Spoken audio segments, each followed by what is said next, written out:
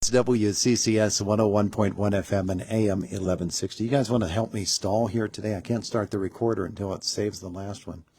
Da, da, da, da. We know you want to that. you want to talk about the cake? You want to talk about the cake a little bit? Our county commissioners are with us here this morning. We'll get the interview portion, the serious business, in just a second or so. But man, you showed me a picture of the cake at the ceremony that's on our news today about the Spots Award. Yeah, the Spots Award. And the cake is amazing. Tell you what, Robin, you're closest to the camera. All right.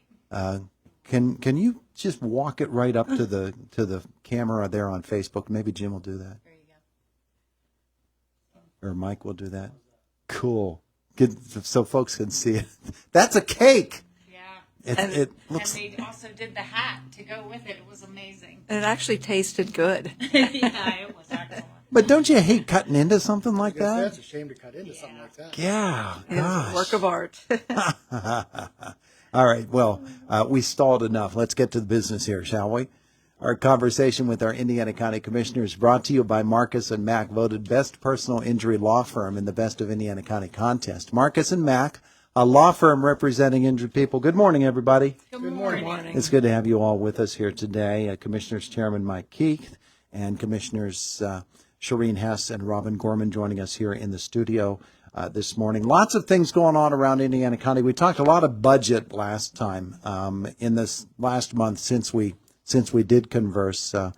What's been the major thing that has come up?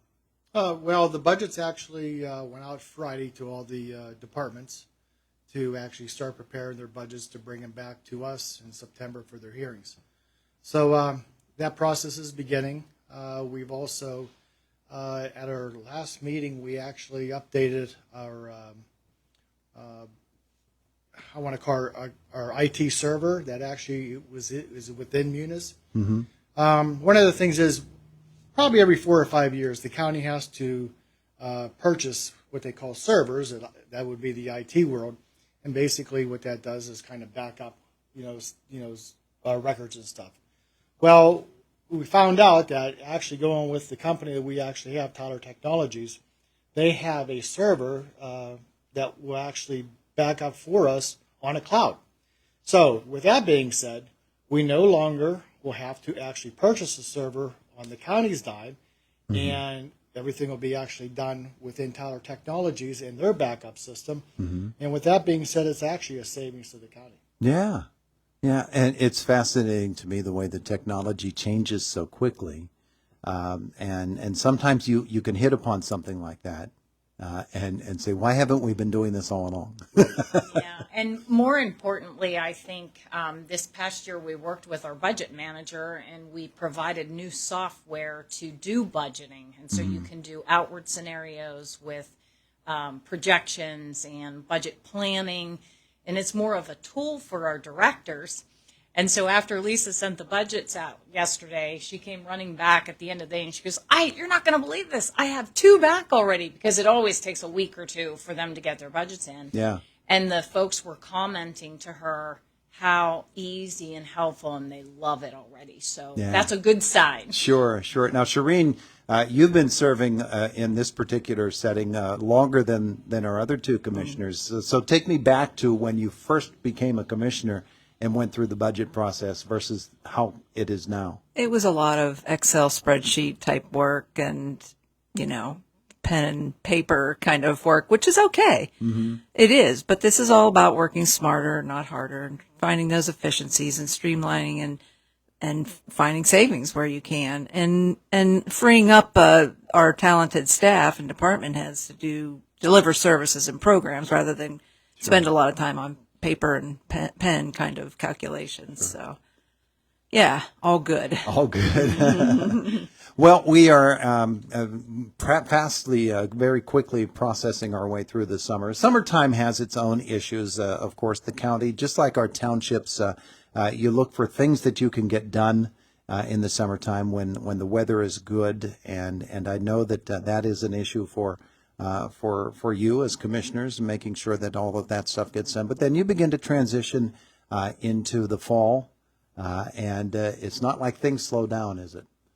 That it doesn't. Matter of fact, Todd, you've been asking about something that's been on your plate for a while, and I'm actually here with a RFP that was sent out in August the 6th on broadband. So it's actually, they're due back, I believe, September 21st to the planning office, and out of that, as we said before, $7 million is going to be out for construction. $4 million of that's going to be coming from the federal and state grants, and $3 million will be coming from the county's budget. Wow. So $7 million is on its way out to be strung on some poles. A long-awaited moment. Is this for a particular geographical area or for the county as a whole? It's for the county as a whole. Yeah, we're going to have to build upon what we already have started. So whenever the final award is made, then planning will actually sit down with Byron's people and start planning out where it's going to be hit through the county. Yeah, the interesting thing we began our conversation talking about technologies and how they evolve and allow us to save. But from a business standpoint, from an educational standpoint, to me, those are the two most important aspects of having broadband available, is what we can do educationally, what we can do from an economic standpoint. Those are really big deals, aren't they? Yeah, that digital divide has helped rural America and Indiana County included, and we feel like this is a really big step, and we've been prepared for it for a number of years, and that's what, Indiana's a little bit ahead of the curve on their broadband because we were prepared with some of the vital infrastructure. So now that we've got this infusion of money, and which we're very thankful for, and this is just really the beginning. It's going to take a lot more. So we always ask people to be patient. This is just the beginning. Yeah, for a lot of people, Robin, it's how do I actually see this in action? Am I going to look out the window and see a truck pulling a pole? A big spool of wire that is being unraveled, and somebody knocking on my door saying, "Do you want to sign up?" That's the way we tend to think of things. It's actually pretty close to how it unravels. The trucks will be going out. They'll be putting all kinds of lines or what we call middle mile vendor appropriate technology on poles to get people connected in. But what's really, I listened to the conversation, and there are any number of people that have we've either gone to township meetings or borough council meetings, or they have called the office and they're like, it stopped, like it's such and such a road. Is it going to come to where I am, or will it get out my way? And this money, right, is the next influx of continuing that work. So folks out there, because we tell them, it is like the perfect storm. I don't know if you remember, but we talked about when nationwide, when broadband went out with all these dollars, glass to do the fiber lay became shortage. And so you couldn't get it. And then the workforce issues and, so much can be done in such a timely manner and working with all these other third parties. So it's coming, and we ask people to be patient, but with the click of button and information today, it's hard. What I want to say, Todd, is you helped me think about things, and what it opened our eyes to, I think, was how many people can be so dependent in a different way when they need it the most. So technology with regard to healthcare and telehealth, Sure. our child welfare services, in some cases in our courts, it was the only view into situations they had by not being able to go in to actually have a see into what is actually happening. So the technology is critical in so many ways that sometimes we never see, but how needful it is. Yeah. A few moments left with our Indiana County Commissioners. I'll just open it up to anybody who wants to address whatever issue is on the top of your mind here this morning. Well, just good things happening. Our food warehouse is going. The RFPs for it have come in, and they'll be renovating that structure. That's about 15,000 square feet now. Yeah. And the old one is still in operation, but it was only about 4,500. So it's a huge investment in that area. And, it's unfortunate that we have to keep investing, I guess, in food assistance, but it is a real need out there. We still have a lot of catching up to do from the pandemic in terms of food security. And we can all talk about the Westmoreland Community College that's opened. It's or open. classes. Ribbon That's cutting another, coming. yes, a huge investment from the county, which we see as very necessary to keep those lines open for people to find educational opportunities.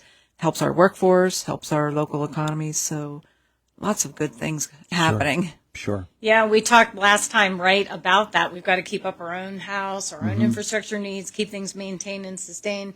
Today we get to ribbon cut with Indigo, who's also building and has been with their infrastructure. It really is exciting to be part of the county and see all the good things that are happening through really, really hard times. We haven't stopped.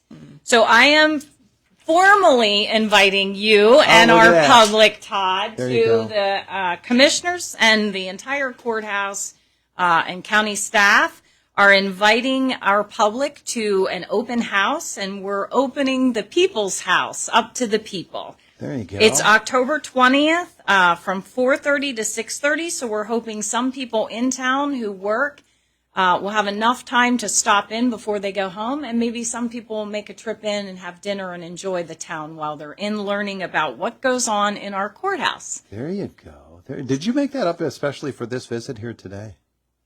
We did, and to start socializing and getting it out there. So please keep it going on the radio. We would All really right. love a great turnout for people to learn what does a prothonotari's office do if I ever need it, or to look truly at the renovations and the updates that we've put into the courthouse. We're proud of that. Yeah, well, why not? Why not? And just to remind people, because Let's get you a little closer there, Mike. because our next time we actually meet with you, they'll be over. But remember, the Indiana County Fair, Ox Hill Fair, and the Cookport Fair is all coming up. Yeah, all of those. It's fair fair season. season. Yeah, absolutely. And festival. All right. Yes. Wonderful, wonderful. All right. Well, it's good to have you all in the studio with us here this morning. We appreciate you coming across the street.